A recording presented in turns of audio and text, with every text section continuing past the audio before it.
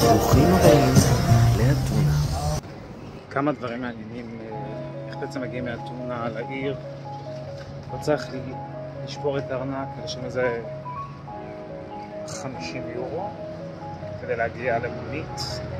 אפשר לקחת את הקו M3 שיוצא כל חצי שעה מהשדה תעופה, יוצאים החוצה מהשדה תעופה באקזיט אחרי המכס, עולים למעלה למקומה ושיפור. ממשיכים תחנת הרכבת, יש שם מטרו, קונים כרטיס ב9 יורו, יורדים ולאחר כך 45 דקות בתחנה המרכזית הראשונה, סינטאי. הליכה ביער תוביל אתכם למוזיאון זאוס. הכרטיס עולה רק 8 יורו. המקום נמצא כרגע בשיפוצים והוא מוקדש לאל זאוס. בניית המקדש החלה במאה השישית לפני הספירה על ידי הרודוטוס, והסתיימה רק במאה השנייה לספירה על ידי הקיסר הרומאי אדריאנוס. זה אחד המקדשים הגדולים ביותר שנבנו אי פעם ביוון העתיקה, ומכיל 104 עמודים קורניטיים, מתוכם נותרו כיום רק 15.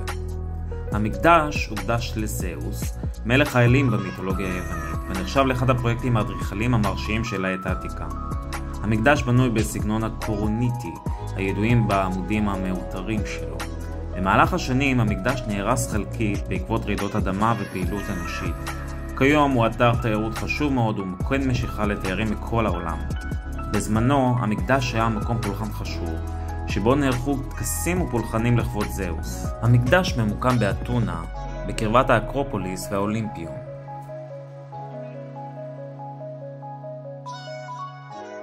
בסמוך למקדש זאוס קיימת קשת אדריאנוס. הקשת ממוקמת באתונה ומשמשת כמעבר בין העיר העתיקה לעיר החדשה של אדריאנוס. הקשת נבנתה בשנת 131 ו-132 לספירה, לכבוד הקיסר הרומי אדריאנוס, כהוקרה על השלמת מקדש זאוס האולימפי ותרומתו הגדולה לעיר אתונה. הקשת היא מבנה מלבני בגובה של כ-18 מטרים וברוחב של כ-13 מטר. היא בנויה משיש פנטילי ומהווה דוגמה מצוינת לאדריכלות הרומית. על הקשת ישנן שתי כתובות ביוונית.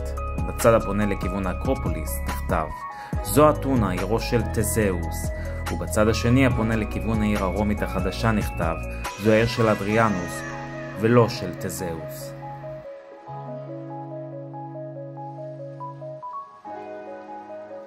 Let me just tell you something. If you like history, this is the place for you.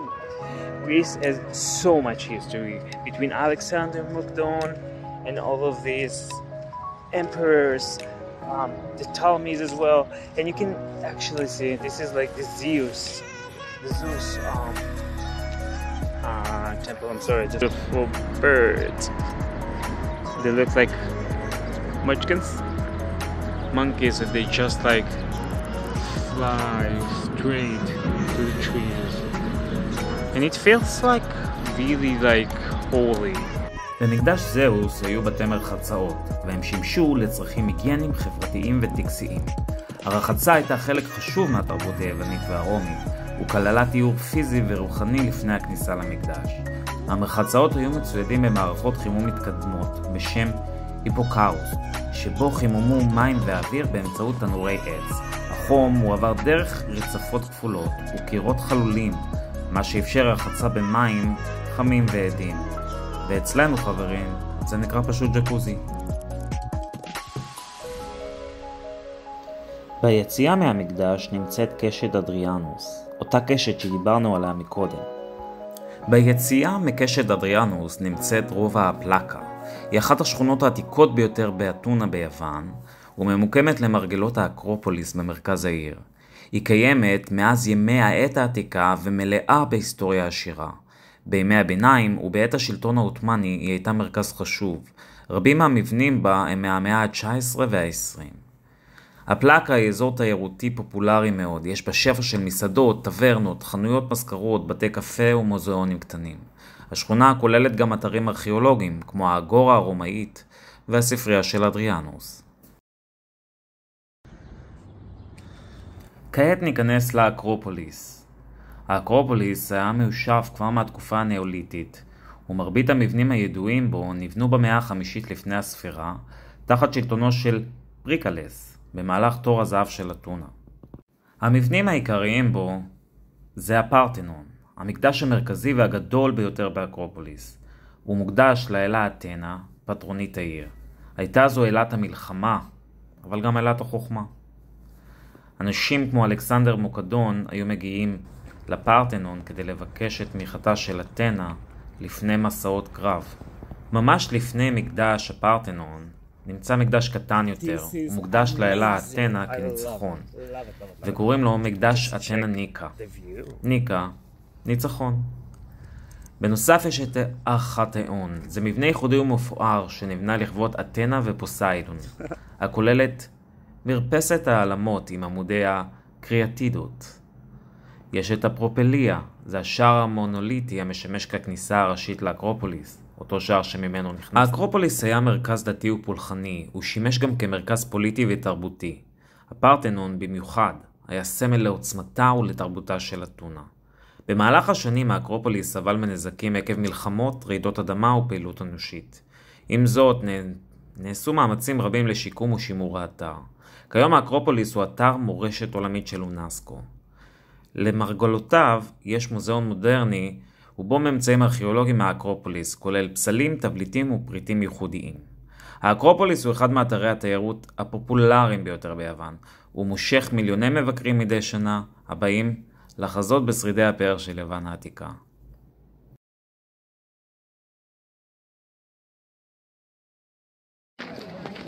אני כרגע נמצא בחלק העליון של עיר האלים, אקרופוליס. יש לי פה את אתונה, את המקדש של אתונה, המקדש המפורסם ביותר של כל המקרים.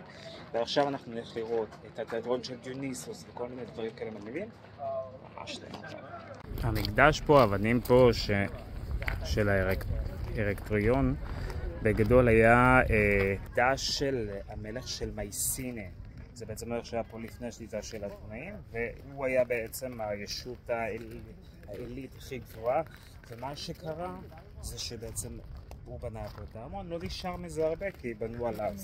ברוכים הבאים לארקטריון, יש לנו פה את המקדש הישן של אתונה, של אתנה, סליחה, ופה יש לנו אתנה היא אלת המלחמה, היא הייתה בעצם הדיאטיב של אתונה. פה יש לנו את הארקטריון, שזה המלך כזה של אתונה גם. ניתן לראות פה ממש את השי שהשתמשו בו, שי שהגיע ממחוז מסוים. לקח שנים אגב לבנות את זה, את הפרתנון. מקום מאוד מאוד יפה פה. ברוכים הבאים לארקטריון.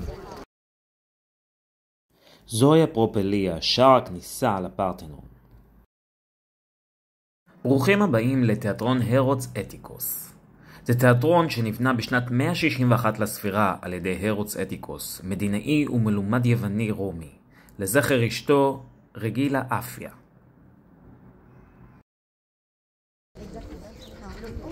ניתן לראות פה את התיאטרון בתקופה הרומית. כאשר אתונה הייתה פרובינציה של רומא, הרומאים בנו פה ממש את האמפיתיאטר, זה משהו שהוא נורא רומאי, ואפשר לראות את זה לפי הקשתות. ככל שהקשת יותר רחבה זה מאפיין נורא את הרומאים, ככל שהקשת טיפה יותר כזאת זה מאפיין טיפה את היוונים. ככה יודעים פחות או יותר להעריך מי שלט פה. זה ממש למרגלות של אתנה נייק.